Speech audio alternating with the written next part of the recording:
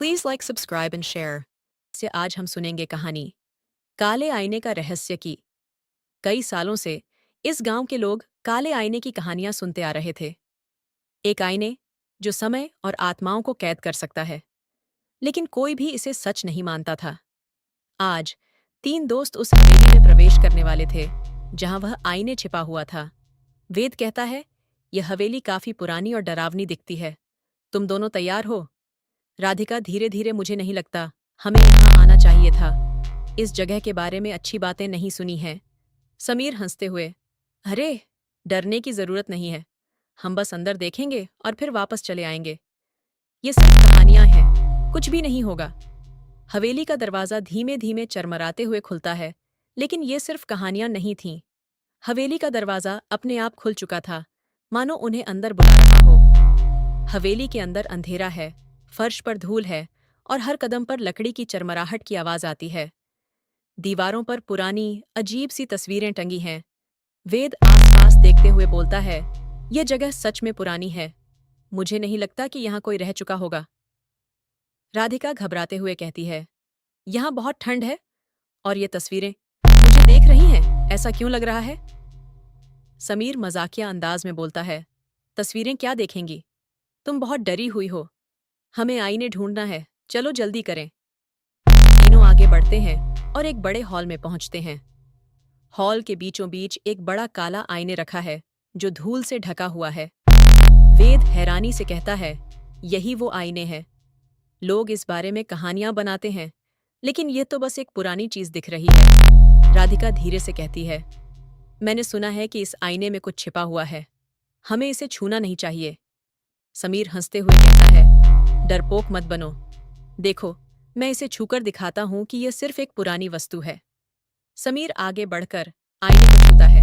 अचानक आईने की सतह हिलने लगती है। समीर का हाथ धीरे धीरे आईने में समाने लगता है। समीर घबराते हुए, ये क्या हो रहा है? मेरा हाथ बाहर नहीं आ रहा।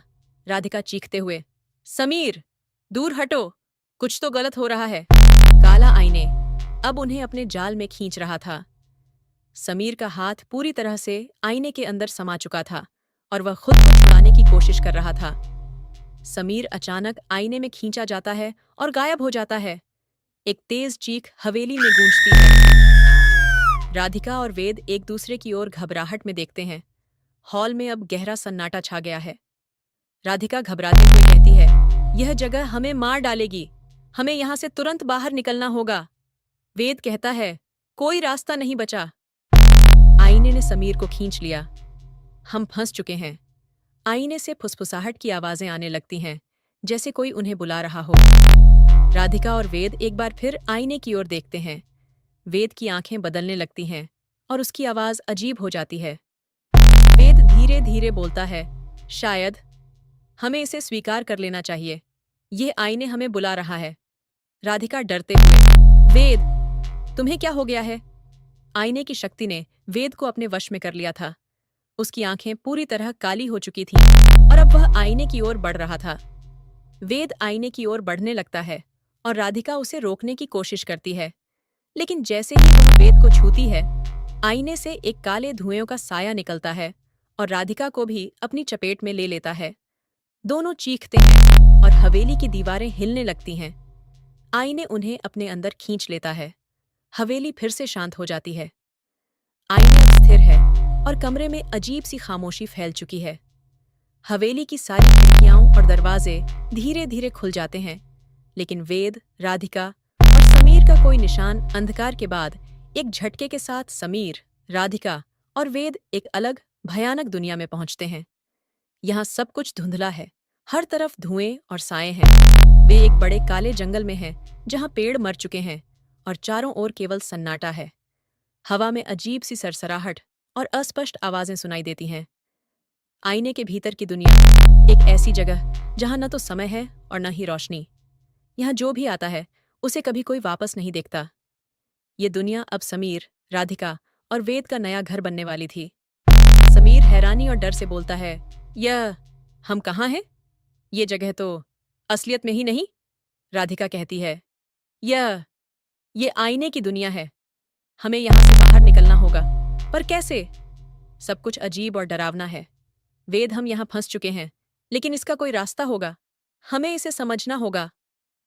अचानक हवा में कुछ हलचल होती है और एक साया उनके पास से गुजरता है।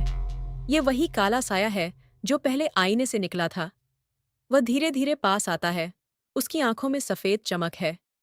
साया भयानक गहरी आवाज में बोलता है, तुम्हें लगता है कि तुम यहां से भाग सकते हो? जो भी इस आईने में आता है वह हमेशा के लिए यहीं का हो जाता है। तीनों घबराकर पीछे हटने लगते हैं, लेकिन रास्ता धुंध में खो जाता है। साया धीरे धीरे उनके चारों ओर घेरा बनाने लगता है। समीर डरते हुए, हमें यहां से बाहर निकलना है, जल्दी करो। वेद कहता है, यह कोई साधारण दुनिया नहीं है, हमें इसके नियम समझने होंगे। शायद हमें खुद आईने की शक्ति को तोड़ना होगा। तीनों उस काले साए से बचते हुए भागने की कोशिश करते हैं। वे अचानक एक प्राचीन मंदिर जैसी जगह पर पहुंचते हैं, जहां एक और आईने रखा हुआ है। यह आईने बिल्कुल वैसा ही है जैसा वे हवेली में देख चुके थे। राधिका चौंकते हुए, ये वही आईने हैं, लेकिन यहाँ कैसे? वेद घबराते हुए, यह एक फंसाने वाली चाल है। अगर हम इसे फिर से छुएंगे तो शायद हम कभी वापस नहीं आ पाएंगे। समीर कहता है, पर हो सकता है कि यही हमारा रास्ता हो। अगर हमने इसे सही तरीके से इस्तेमाल किया तो शायद हम फिर से अपनी दुनिया में लौट सकें। अब उन तीनों के सामने आखिरी चुनौती थी।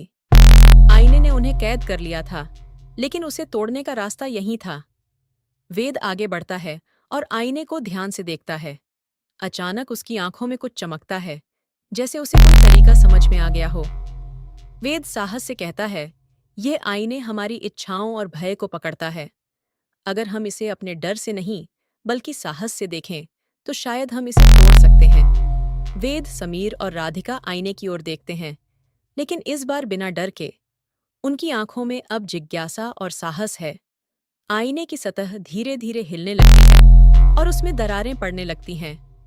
काले धुएं का साया फिर से दिखाई देता है, लेकिन वह अब कमजोर दिख रहा है। साया चीखते हुए कहता है, तुम यह नहीं कर सकते, तुम इसे तोड़ नहीं सकते, यह मेरा संसार है। लेकिन अब उनके डर को जीत चुकी थी ताकत।